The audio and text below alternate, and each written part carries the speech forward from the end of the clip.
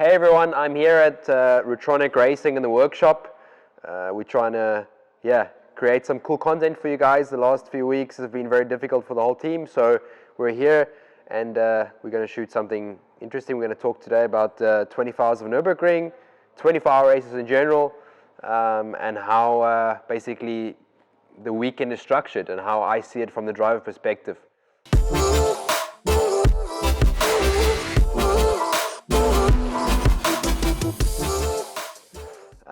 So basically what happens is we, on a Tuesday evening, I'll drive up to the race. I live in Kempten, so it's for me a 600-kilometer drive to Nürburgring. I drive up there and I normally arrive around 10 o'clock in the evening, get an early night's sleep. Next morning, 8 o'clock, we're up. We have our first meetings, basically the kickoff meetings with Audi, where we discuss the basic structure of the weekend, our goals, objectives, and so on.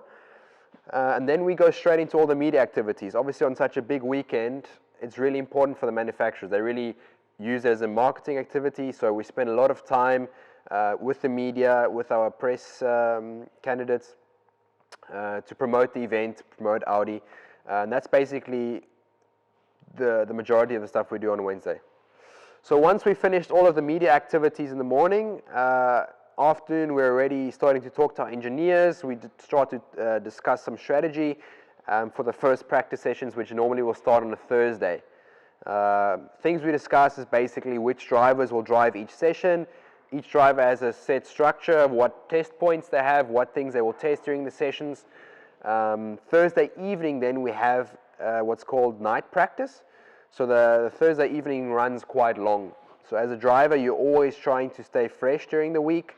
So we constantly chatting to our Audi doctor and physio, going for massages, being well taken care of in terms of nutrition, staying hydrated, all these kind of things.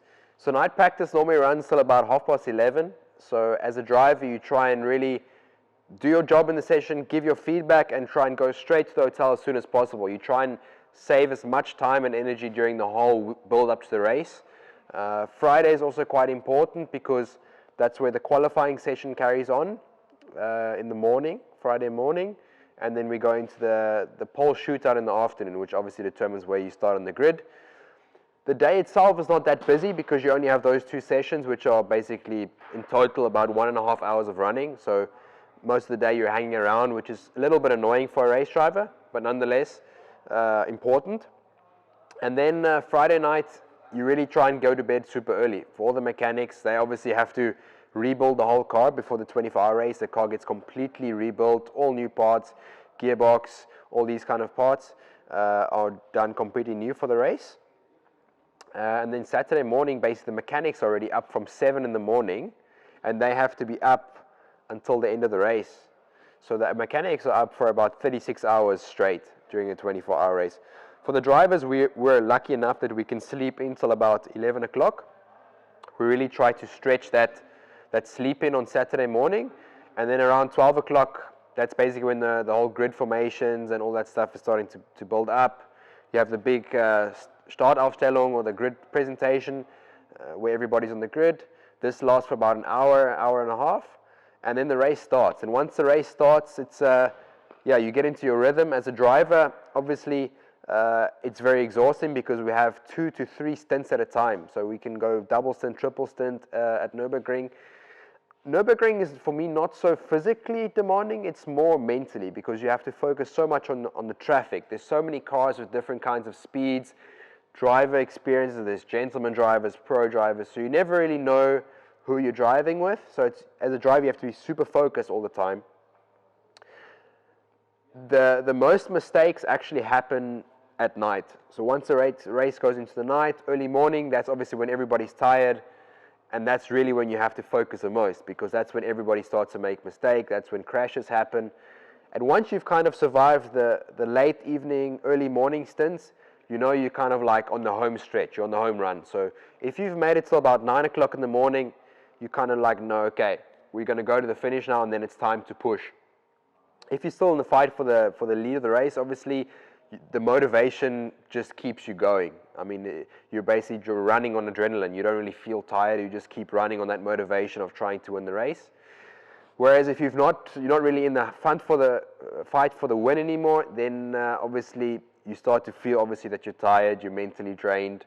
These are the two kind of like contrasting aspects that you can have in the race. If it's gone well after the race, you win the race, it's probably the biggest party of the year at Nürburgring, because it's probably the biggest race you can win in the season as a GT driver. So yeah, that kind of 24 hours that you were awake for extends into another 5 hours of partying. So it's when you wake up on Monday morning, you really are hungover. It's a long week, and you really need at least minimum 1 day to recover yourself. On the other hand, if the race didn't go so well for you, you're probably keen to get out of the track and away from the track as soon as possible. I've had those races where I just, after a 24-hour race, still drive home another 5 hours after a race. Yeah, I mean, it gives you time. I personally prefer that because it gives you time to think a little bit about the race on your way home and then kind of like phase it out of your mind. The same thing is then obviously if you have a back-to-back race weekend, like for example in 2019 with Le Mans and Nürburgring being back-to-back, it's best always to just get on to the next race and focus for the next race, because then obviously you have another extremely long week ahead of you, which already starts on the Tuesday again. So I personally always like to leave the past in the past, and only at the end of the season I start to reflect about all the races. What's also quite interesting is obviously that this year 24 Hours of Nürburgring and Le Mans will again be back-to-back, with Le Mans being on the 20th of September and then 24 Hours of Nürburgring on the 27th.